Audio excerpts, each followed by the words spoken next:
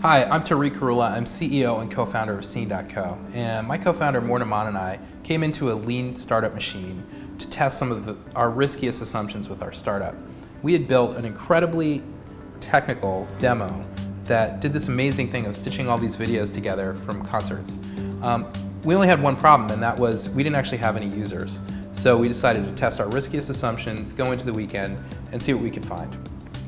So the first thing we realized as we got more familiar with the process was we hadn't even identified what market or customers we were trying to appeal to.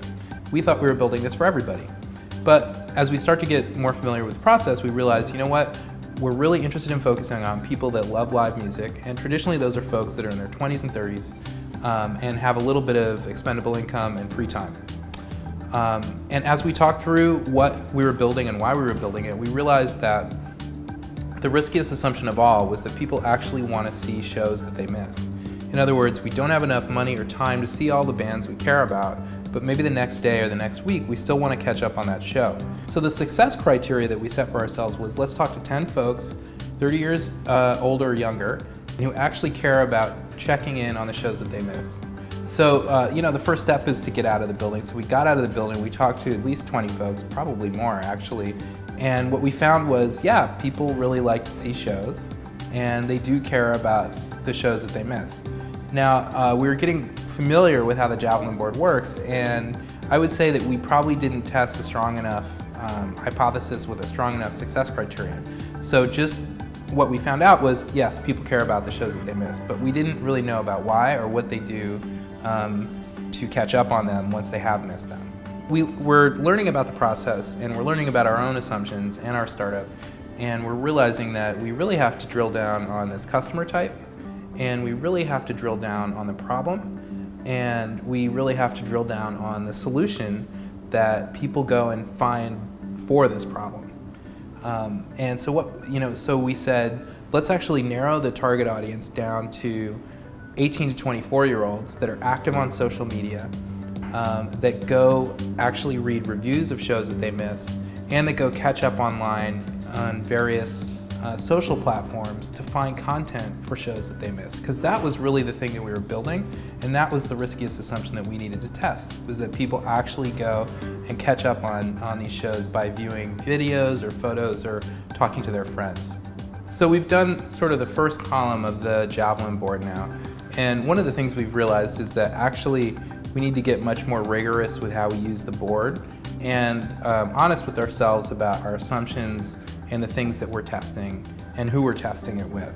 So our riskiest assumption on this column is that 18 to 24-year-olds who are active in social media, whose identities are wrapped up with bands and shows that they go see, actually spend time after a show that they miss catching up on the media, like for instance, video, photo, or reading reviews and talking with their friends about it online and social channels.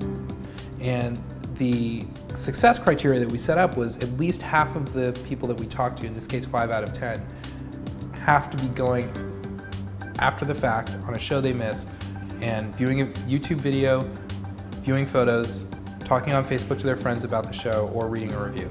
So we did a number of things to get out of the building on this one. We actually went online and offline. We went back to Union Square. We also went to music clubs. We talked to folks. We asked them how old they were. We asked them if they're active on social media, meaning they're once a day getting on Facebook or Twitter or something like that. And we also went to fan boards. So we logged into blogs where fans track bands that they care about and created user identities on there and did some blog posts and questions in the forums and talk to them to see basically what their habits were around catching up on the shows that they miss.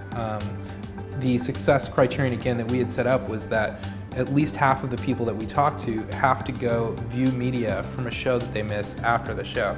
So probably the most disappointing moment in the weekend was that we found out that actually half of the people that strongly identify with being music lovers, going to shows, seeing bands, don't actually go after the fact and catch up on media. They don't really read reviews. They don't talk to their friends about the show unless it comes up. I think we found one woman in Union Square who was a college student, and she would actually go onto YouTube after a show and view multiple uploaded fan videos from the shows that she was missing, and she could name all her favorite venues and all of her favorite bands, and literally just the day before had been on YouTube looking at video footage. So this was like our perfect user. We were super psyched. The only problem was we only found one person like this out of 20, and that wasn't the success criterion that we had set up for ourselves for the weekend. We were kind of heartbroken in a way because we had spent a lot of time working on this, and at the same time we were really committed to following through on the process and challenging our own assumptions. So one thing we knew is that we're really interested in collecting media around events and things that happen in the world, and we even had technology that we had built to do that. But the question was, is that actually valuable to anybody? Who is it valuable to, and how would they use it?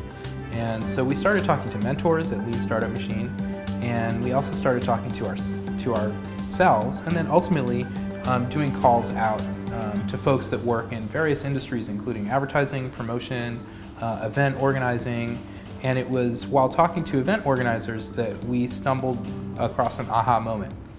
Many event organizers, in fact all of the event organizers that we were talking to, do some sort of promo after an event to their sponsors, and they usually do it by hand. They gather some cool photos, they put some stats together like the reach on social media for the event, and they say thanks. And they do that to both validate the sponsor's spend, and the next time around to send to potential sponsors and say, look at how valuable these events are. And so that was a crucial moment for us to realize that we had something to work with and start our third experiment. So what we realized is that we could automate a solution at the press of a button to eliminate hours of work that these event organizers were doing by hand to put together thank you emails with great photos to their sponsors. And so we built a hack for it, and our riskiest assumption was that an event organizer would pay $20 to be able to do this automatically.